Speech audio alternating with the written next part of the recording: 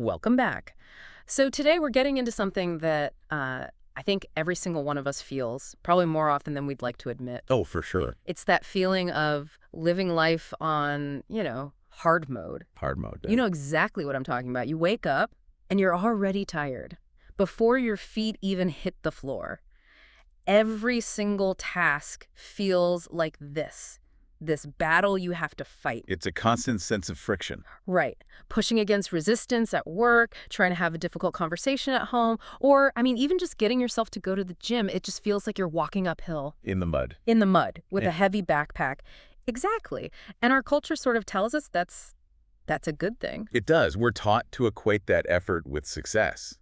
There's this internalized belief that if we're not suffering, if we're not grinding, Yeah. then we aren't really making progress. Yeah, I just need to push harder. We tell ourselves that all the time. I need more willpower, or I need Yeah. to hustle more.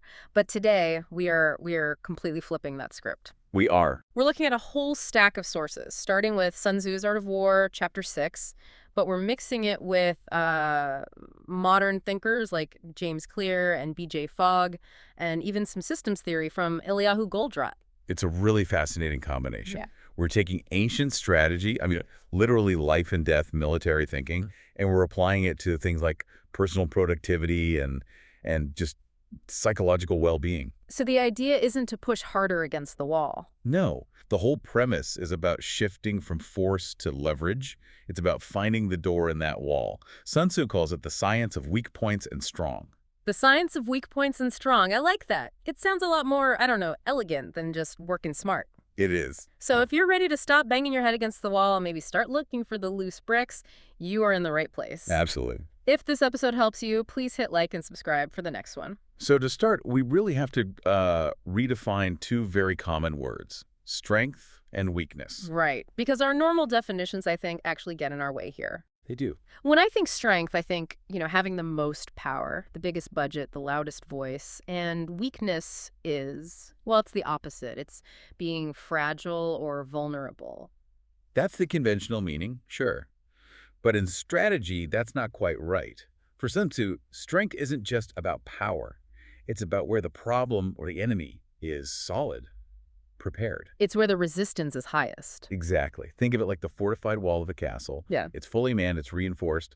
Pushing there is, well, it's a waste of energy. Okay, so strength is just the part of the problem that refuses to budge, the part that fights back. Precisely. And that means weakness is not a flaw. This is the key. It's not a moral feeling. It's simply an opening. A void. A void. It's the place where they're unprepared, where the wall has crumbled, or maybe where there was never a wall to begin with. It's just, it's where movement is easiest. That's a huge mental shift. We think of weakness as an insult. But here, finding the weakness is the entire goal. It's the opportunity.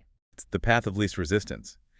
And Sun Tzu gives us this very visceral metaphor to explain it. He says your attack must be like a grindstone dashed against an egg. A grindstone dashed against an egg. Yeah, that is a vivid image. It's a little violent, but I get it. It's all about the physics of the situation. Uh-huh. Really picture it. You take a heavy, solid grindstone and you smash it against another grindstone. What happens? A lot of noise, sparks, maybe a few chips fly off. My hands would probably hurt from the impact. But, the other stone is basically still there. That's force against force, strength against strength. That's hard mode. You're burning massive amounts of energy for almost no result. Right. But if you dash that same grindstone against an egg, Total obliteration. It's over instantly. No effort, no shockwave coming back at you. and that's the strategic goal. You don't want a fair fight. You don't want to struggle. You want to find the egg, that fragile point in the system, and apply all your force right there. But, okay, let me push back on that for a second. Because in real life, doesn't that sound a little lazy? Or maybe even cowardly?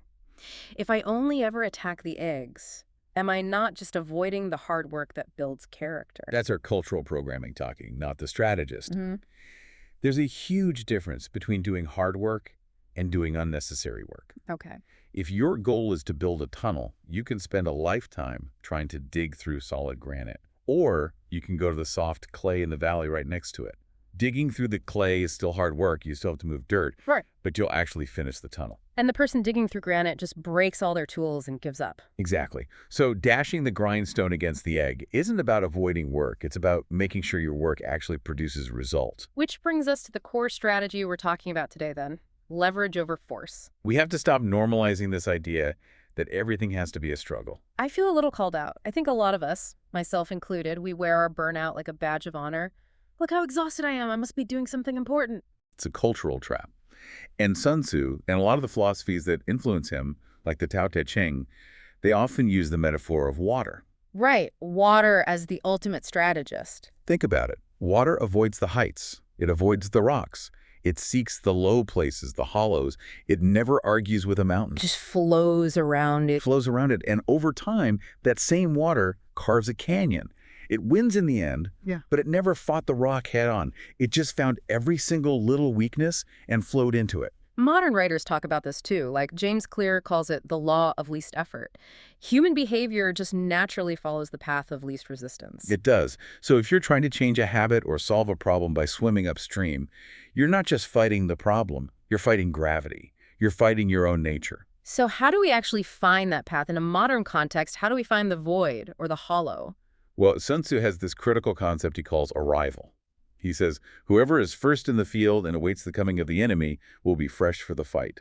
Whoever is second in the field and has to hasten to battle will arrive exhausted.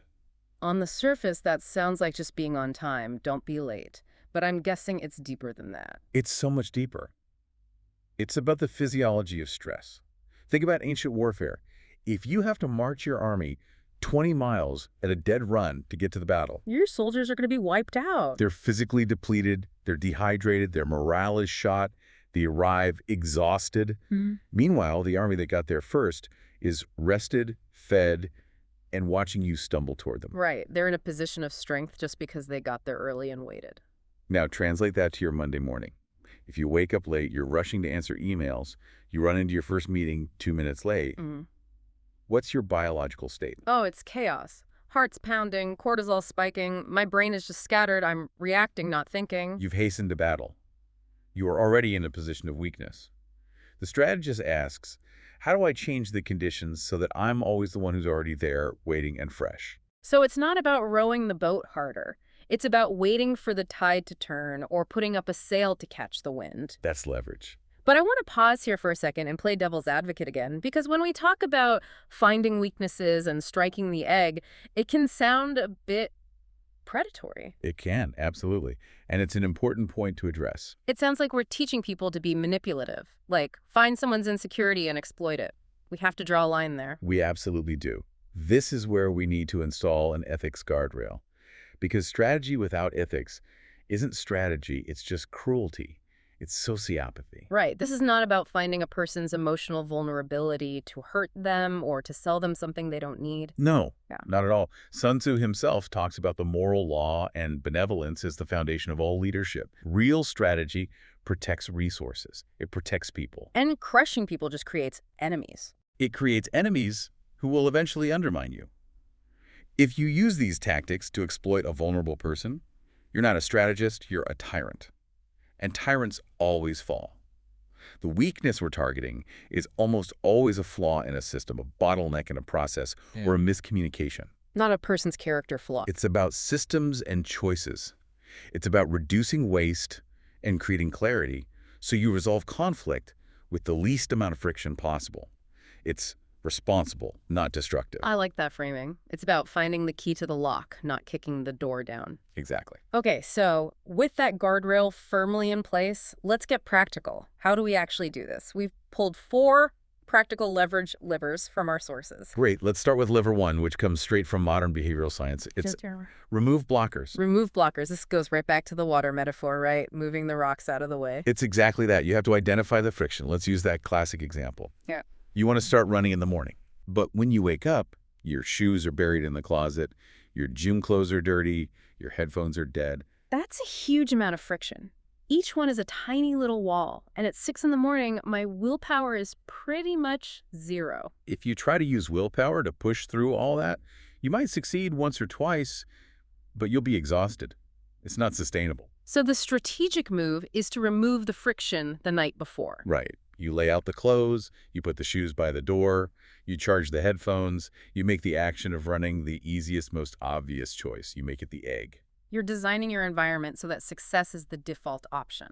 You're manipulating the physical space So the path of least resistance leads exactly where you want to go. Okay, so that's lever 1. What about lever 2? Lever 2 is simplify the ask. This comes from Sun Tzu's chapter on energy. He says that controlling a large army is the same as controlling a small one. It's just a matter of signs and signals. Exactly. Clear signals. The problem we often face isn't that a task is hard.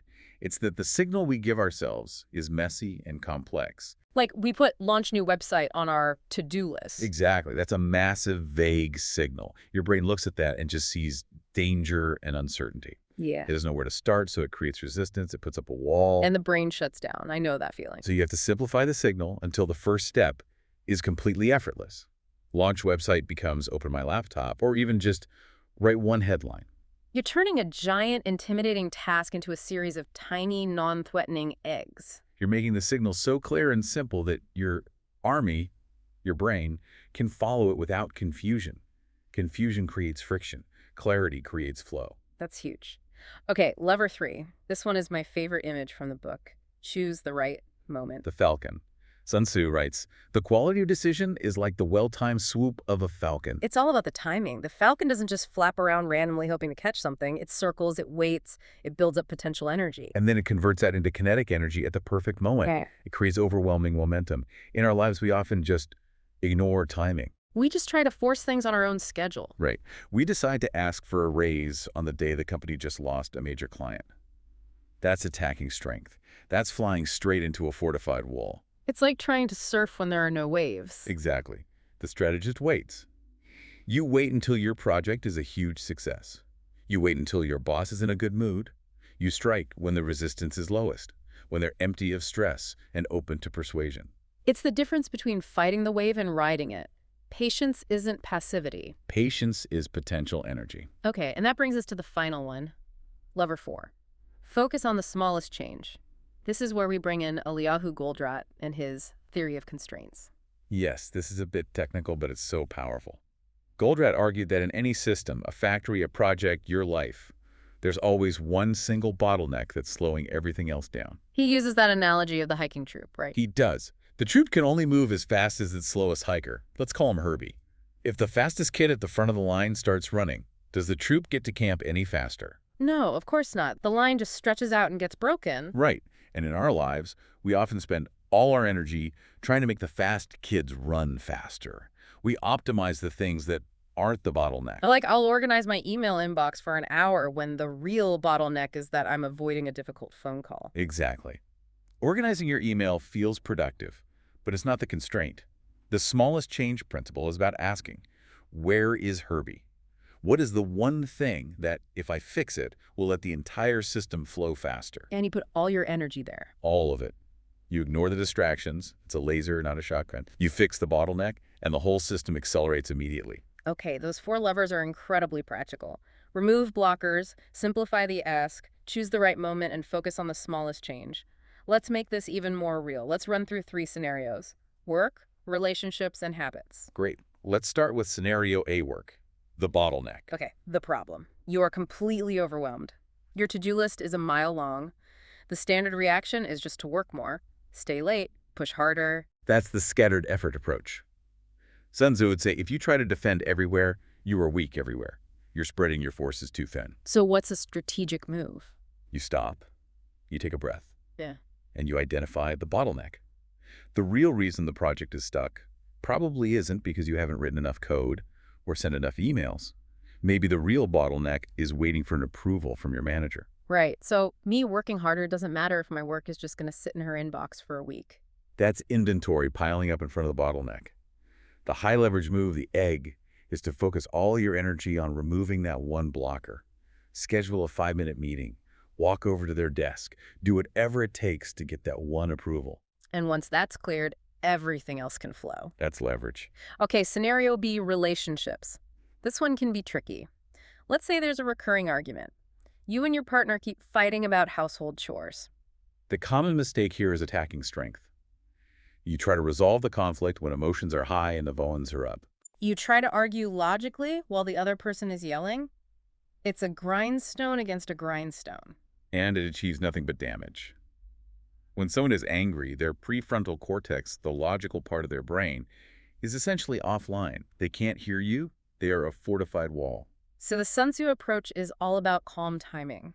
You don't attack the wall. You wait for the void, that moment when the anger has passed. Maybe it's the next morning over coffee. You arrive first at the field of understanding. You listen. You listen, and then you simplify the ask. You don't bring up every fight you've had for the last 10 years. You make one clear, simple request. Hey, can we try to do the dishes before we go to bed? It's low resistance. It's about repairing the roof when the sun is shining, not in the middle of a hurricane. Precisely. Timing is strategy. All right, last one. Scenario C, habits. We've touched on this, but let's go deeper. You're trying to quit a bad habit. Let's say it's scrolling on your phone for hours at night. The problem is we try to use willpower. I just won't do it.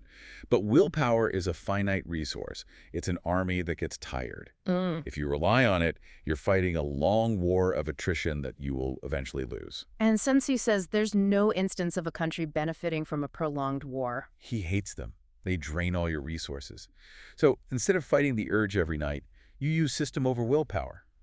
You design the environment. You hide the phone, or you put the charger in another room. You increase the friction for the bad habit. You build a wall around it. Yeah. And at the same time, you reduce the friction for the good habit you want to build. So you leave the book you want to read on your pillow. Exactly. You make the good habit the egg and the bad habit the grindstone. Victory becomes automatic. You win without even having to fight. I love that. Okay, so we have the theory, the levers, the examples. Now, I want to help you, the listener, actually put this into practice. Right now, we're going to do a little guided exercise we're calling the leverage scan. This is a mental checklist you can run through anytime you feel stuck. So if you can, just mentally pause for a moment. Think of one area in your life right now where you feel like you're in hard mode. Got it. Okay. Let's start the scan. What's the first step? First, name the objective in one clear sentence. What are you actually trying to accomplish? Be specific. Okay, next. Next, list what feels like strong resistance. Where is the wall? Where are you banging your head? Just identify the strength of the problem. And after that, Next, identify what feels easiest. Where is the water already flowing? Is there a person, a time of day, a method that feels lighter? Find the void. then we find the bottleneck. Yes, find the one thing that's slowing everything else down. Where is Herbie in your system? And then we choose our move. Choose one low-friction move that changes the conditions.